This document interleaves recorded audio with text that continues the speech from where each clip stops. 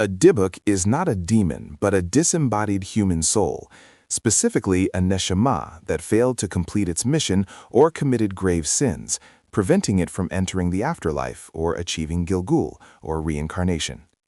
This wandering soul, known as a ruach ra'ah, seeks refuge by clinging to a living person, often entering through the mouth during sleep or moments of spiritual weakness. The concept gained prominence following the dissemination of Lurianic Kabbalah in 16th century Safed. The Zohar describes these souls as being trapped between worlds, unable to find rest until their spiritual debt is paid or they are forcibly expelled. This possession is viewed less as an attack by external evil forces and more as a spiritual malfunction requiring immediate correction.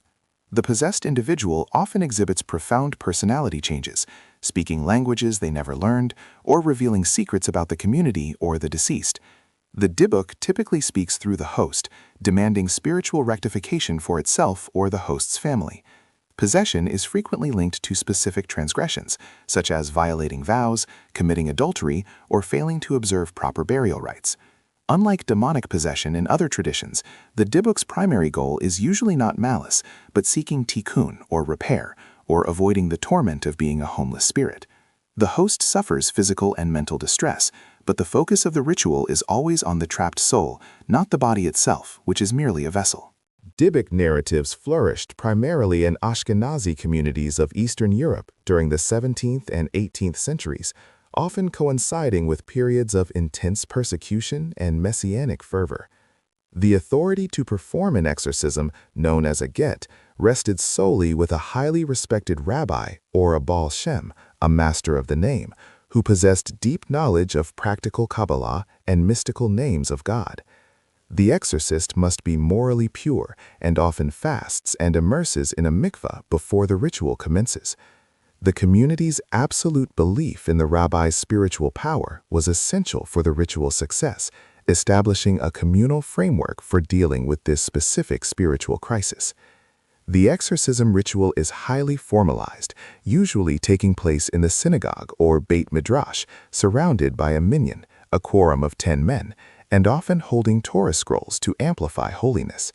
The exorcist first attempts to communicate with the Dybbuk, demanding its name and the precise reason for its attachment to the host. This confrontation is crucial. The Dybbuk must confess its sins and agree to leave voluntarily. Tools include the Shofar, whose blasts are used to weaken the spirit and create a spiritual barrier, and specific incantations derived from texts like the Sefer Raziel HaMalak. The goal is not destruction, but compelling the soul to move towards its proper spiritual destination, often involving a promise of prayer for its elevation. The exorcist uses powerful combinations of divine names and adjurations, often written on parchment, to force the Dybbuk out if negotiation fails. If the Dybbuk resists, the rabbi may threaten it with eternal damnation or being trapped in the klipot, the shells of evil. The moment of exit is described dramatically in historical accounts. The Dybbuk typically agrees to leave through a small, non-vital opening, such as a finger, toe, or earlobe. Witnesses often report seeing a wisp of smoke or hearing a faint sound as the spirit departs. Crucially, the Dybbuk often leaves a physical mark, sometimes a small burn or scar, confirming the reality of the spiritual event and the success of the ritual. Immediately following the expulsion, the host often collapses, exhausted but spiritually freed. The exorcist then performs a ritual of purification and healing for the host, ensuring the body is sealed against future possession. The community then undertakes prayers and acts of charity, tzedakah, specifically dedicated to the departed soul, facilitating its tikkun, or spiritual repair, and eventual transition to Gilgul. If the Dybbuk was attached due to a sin committed by the host's ancestors, the family must also perform acts of repentance. The successful exorcism restores spiritual order to the individual and the community, reaffirming the power of Kabbalistic practice. The Dybbuk phenomenon is deeply intertwined with the Kabbalistic concept of Gilgul Neshamot, the transmigration of souls or reincarnation. A Dybbuk is essentially a soul that failed its Gilgul test and is stuck in an intermediate state, unable to move forward or backward. If a soul is too impure for immediate reincarnation, it may become a Dybbuk. The entire process underscores the belief that spiritual debts must be paid, either through life, death, or temporary possession. The Dybbuk serves as a stark reminder that spiritual accountability extends beyond the grave, and that unfulfilled obligations can manifest physically within the living world. It is crucial to distinguish the Dybbuk from related spiritual entities in Jewish mysticism. An Ibbuk is a positive or neutral clinging soul, often a righteous tzaddik who temporarily enters a person to impart wisdom or complete a necessary task, leaving peacefully once the mission is accomplished. The Ibbuk is welcomed and sought after, whereas the Dybbuk is feared and must be expelled.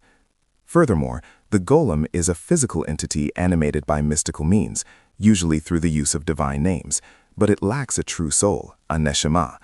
The Dybbuk is purely spiritual, a neshama without a body, highlighting the precise taxonomy of spiritual forces within Kabbalistic cosmology.